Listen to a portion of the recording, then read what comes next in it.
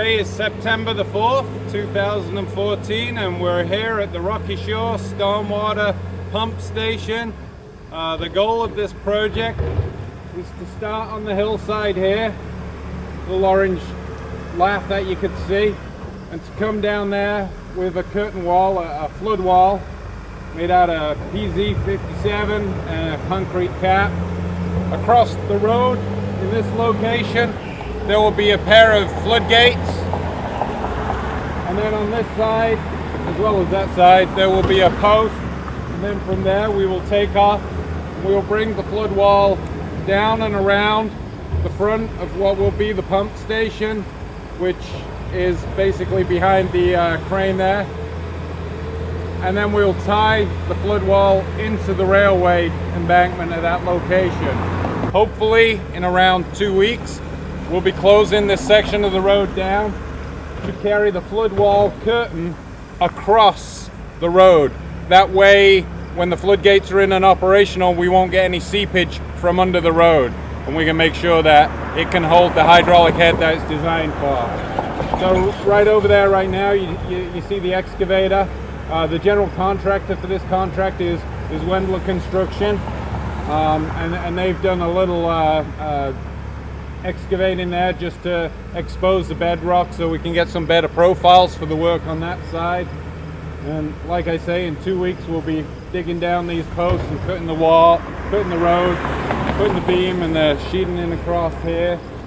The overhead medium voltage has already been pulled up a little higher and relocated off the railway run so that we can work along that embankment, and we'll nip up there and look down into the hole. Right now they're finishing up with the fill on the wet well, which is the bottom of the pump station, the foundation for the pump station. We went down 30 feet or so, found a good sand, and then we brought that up in a Class A roadstone, which is the material that you see just in front of the front end loader. And we brought 10 feet or so of that in so that the pump station, whether it's full or empty, the settlement should be minimized. And then we'll tie into the storm sewer that goes under the railway and picks up Highway 6, and then we will bring new storm sewer out down here and just discharge into the creek and into the Iowa River. Here we are on the observation deck and the loading deck. Abel's here with us. As you can see, these guys, they take their deck seriously. We have the plants, and down there ahead of us is what's going to be the base slab. We're going to put a little mud mat down there and then put all the rebar in, and then pour the slab to the base of the pump station. With the front end loader, they'll load it into a bucket, a side tip bucket, and then they'll bring it over. The guy with the level shoots the grade, and then they'll put a 6-inch lift on, loose lift.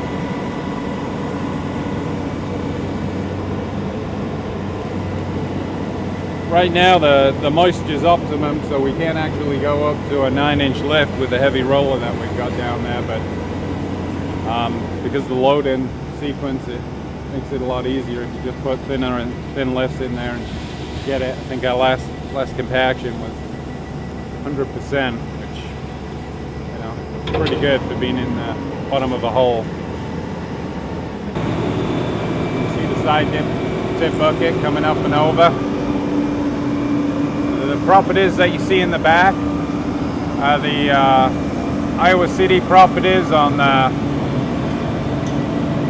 side of Highway 6, right at Rocky Shore Drive intersection.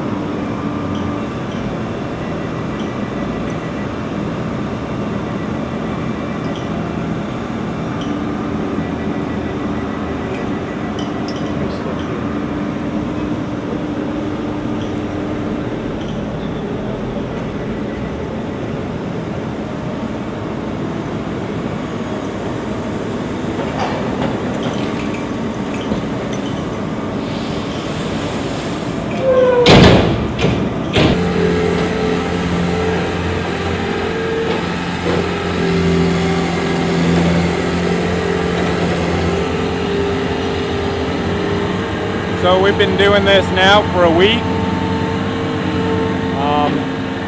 Bringing this up lift by lift, day by day. A little at a time, packing it.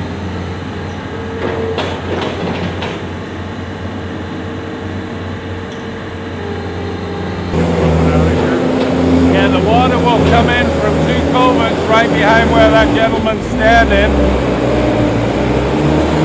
into the pump station. Under normal operating conditions, the bypass gate will be shut. The bypass gate will be shut and the main channel gate will be open, and the water will carry on in and through out into the creek the way it always has done.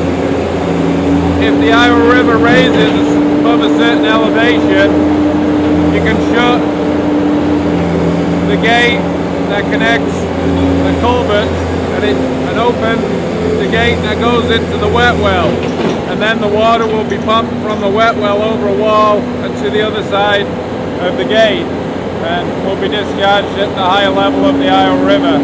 So it's basically, normally the water flows this way through the culvert system out to the Iowa River, but when the Iowa River raises, the water comes back through the culverts.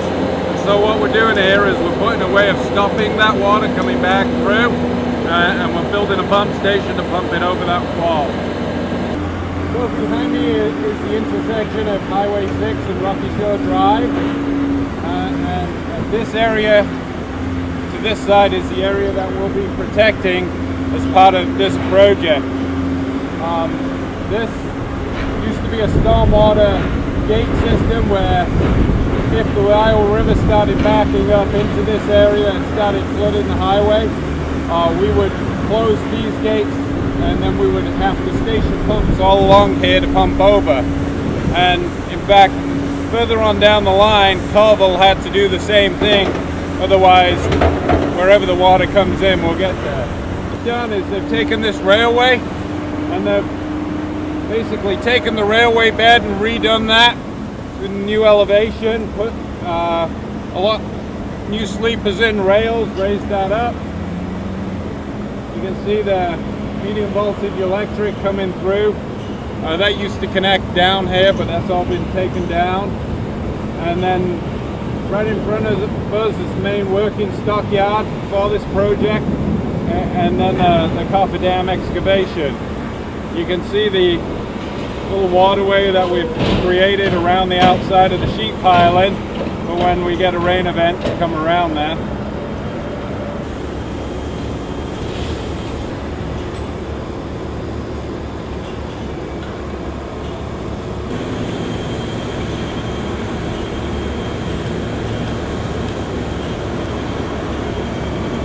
You can see that this bank has been reworked all the way up to Iowa Power River and Dam, the restaurant and the bridge that we have going across there. Over to the left-hand side of the track in the distance there, you can see the next pump station in line. This is a joint municipal project along this line. So here there'll be a little building on top of the station itself that will serve as the control and electrical house. There'll be a generator for emergency power in case we lose electricity to this station so that we can run it. This particular station has 2 pumps. At high rain events, we anticipate both of them will be running if the Iowa River's up.